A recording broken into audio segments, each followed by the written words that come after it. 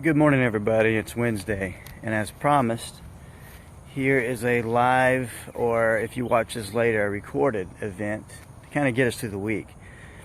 I want to point out these cows this morning. I just thought about something. Those cows are so happy. You know, they're just eating their grass. They're surrounded by green pasture. They don't really have any worries. I'm not sure if they're worried. They look pretty relaxed. But, you know, they have everything they need. They don't need to go anywhere. Life is pretty much figured out for them until they're slaughtered. Well, that's kind of the story they don't probably know about, is that they're going to be slaughtered. But anyway, you know, I'm glad that God has called us to be a sheep and not a cow. And the reason for that is I think a lot of us want to be cows. And I don't mean to be rude or anything, but I think we just want to find that green pasture where we don't have to depend on anybody. We don't have to go anywhere. Life is just good. You know, we have more than we could ever want, and our kids will be well fed, and we just have green pastures. Everything's just going to be automatic pilot, but we don't go anywhere. And I think so many of us are always looking for that next green pasture, but we don't like the idea of walking in faith. But we're called sheep, and sheep are always on the move. You know, that green pasture is nice, but God has places to take each of us that are far beyond where we are right now. It's a life that we can only get to by walking with Him. And sometimes you got to be willing to walk away from what's good to follow Jesus to what's best. And He doesn't give you a GPS directions to do that. Basically, He doesn't even tell you how to do it. Well, He kind of does. But He shows you the way. And that way is in walking. I'm going to walk somewhere on the property and show you something to kind of give you a different analogy. We're sheep, but we're also branches. You know, it is a journey. I think the invitation to be with Jesus is to walk with Him. It's not to get Jesus to pick you up and give you a ride somewhere else, but the destination is the journey.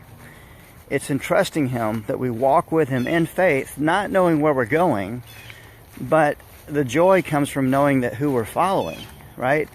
So if we're following Jesus and He's the road, it doesn't really matter where we're going to go, because it's going to be great. It's going to be amazing. He's always with us. You know, we don't have to worry about security.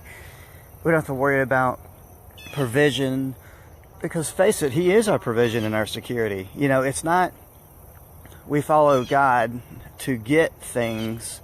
We follow God because He is life. And you can be surrounded by plenty but not be alive. And I think that's the American dream. I think the American dream is wrong. I think there should be a journey. But I want to show you something. I was reading John 15, 1 through 5, where Jesus is saying, I am the vine, you are the branches. If anybody abide in me, he will bear much fruit. And apart from me, he can do nothing. It's kind of dark right here.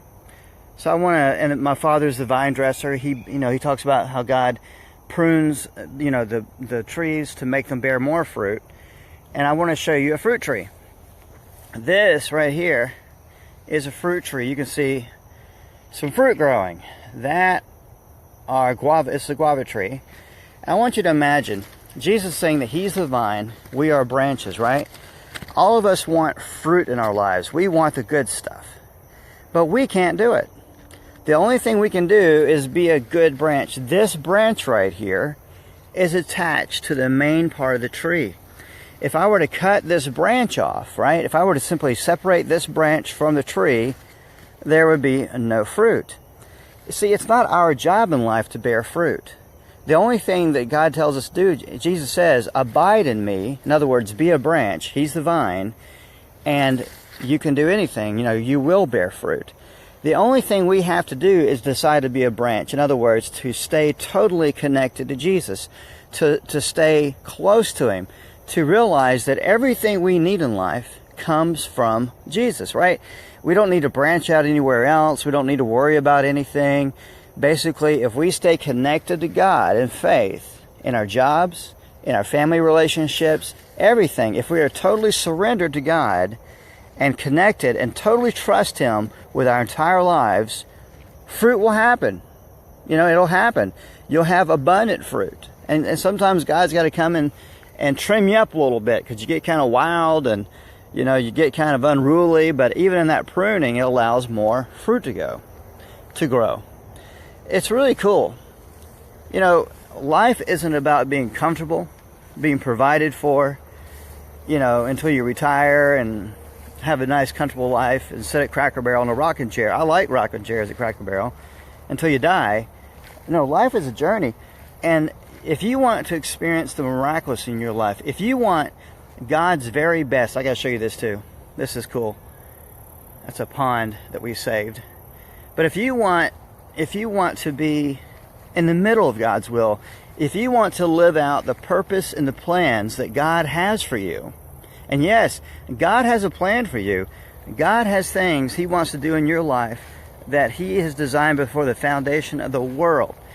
And you can only get there. Oh, and get this. He has promised a life for you that is better than your best plans. It is better than the best career. It is better than all that junk you see on TV. You know, celebrities can't touch what God has for you. He says that I have plans for you that are beyond that you even know how to ask Him for.